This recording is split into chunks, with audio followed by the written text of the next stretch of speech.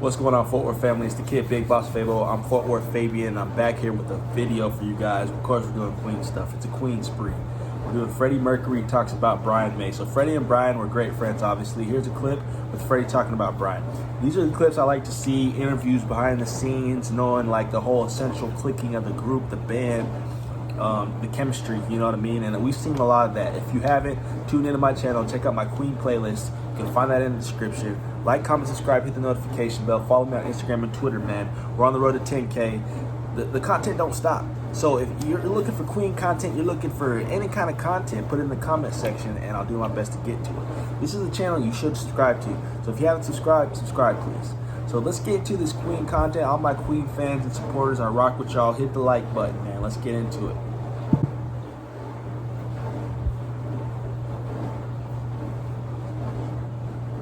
I'd like to introduce to you Brian May on the piano. Live in Paris, 1980. Woo! Got Brian on the piano. Thanks. Yes, he's wonderful. He's got a big cough. It was in the same room with Brian. Within 5 minutes or so. Sparks flying. Start. I haven't hit him yet. But there's still Is time. that a possibility, really? Well, I bet you'd like to be there. He writes what kind of songs? He writes the kind of songs I don't like. Really? No. Name some. No. Which ones? No.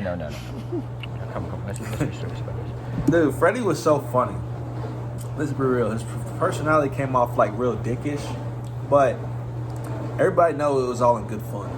You know what I mean? He's very humorous. He's very spontaneous. That's how he comes off, you know what I mean? And like, that's how I am. And I'm very random, you know what I mean? And you don't know whether I'm joking with you or not, or being serious.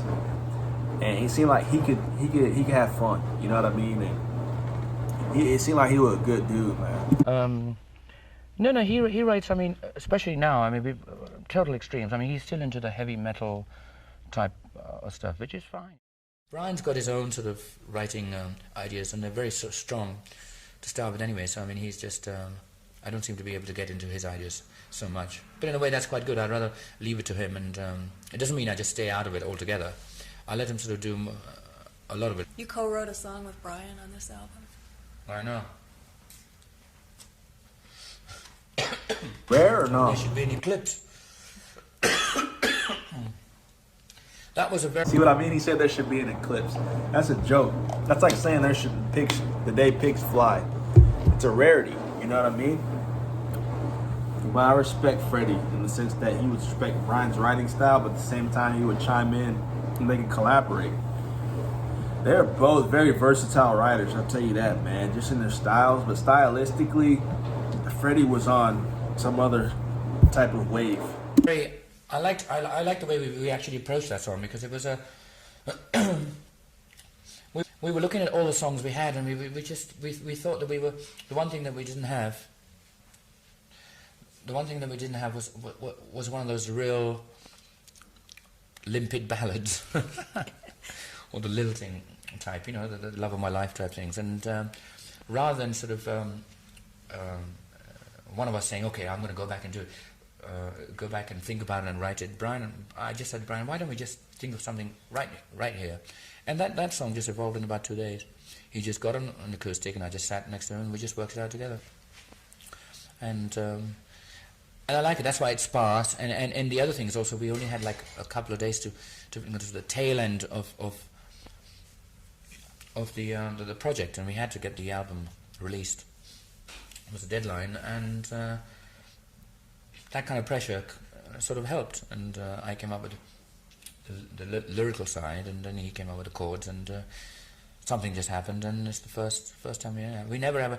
See, if we actually thought beforehand and said, okay, you know, Brian and I should sit down and write a song together, I don't think it would have ever happened, because, I mean, then all kinds of the egos would have played havoc to start with, and who does what, and this way we didn't have time to think about it. We just sort of went in there, got it together, and if it didn't work, we were going to throw it out, and it seemed to work, and it was sort of quite strong, and we said, oh, yes, this should work very well as a tail end of the album. I'd like to say that actually Brian did do a very good job on the actual guitars. He's really taken his guitar orchestration to its limits. I don't know how he's going to... I don't think he'll ever outdo that one, actually. Because he's really used his guitars in a different sort of way. Although he's done lots of sort of orchestrations before. He's probably the world's greatest guitar technician, really, isn't he? Oh, I'd say that, easily. He said easily. Facts, man. Brian's a savage. But a point I was going to make, there's a unique thing from a writing perspective when writing from an instrument angle. When you are writing from an instrument, the piano, when you're a songwriter that writes from an instrument you play, an acoustic guitar, the sax, who knows?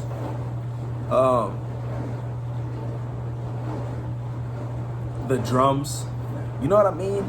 The bass, it don't matter, bro. Like, yeah, but the point I'm trying to make is there's a unique thing that comes from, and I feel like an edge you have when you write from an instrument. The guitars can, that's a 1-2 combo. That's an essential combo and an essential factor when you can write from an instrument. There's songwriters that just write from straight lyrics. They write from their mind, bro. They're not literally writing in tune with an instrument. And you know, they're poets. That's me. I can write a song. I can write something and put it together just from words. I don't have to hear the instrumental. But then I'm able to do both. I can hear a beat and I can write to it, or I can write words and like I see myself as a poet. I'm a writer, bro. I can put words to songs, to music. But there's a differentiating factor there that has to be realized. It's not the same thing. It's not the same aptitude.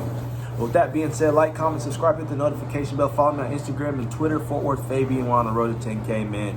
I have all these interesting tidbits, excerpts, interviews, clips, different types of content that's coming for you guys, the Queen heads. I got some Elvis stuff coming up as well, so let's get in tune, man. Hit the like button, subscribe. I'll catch you guys in the next video. Peace out.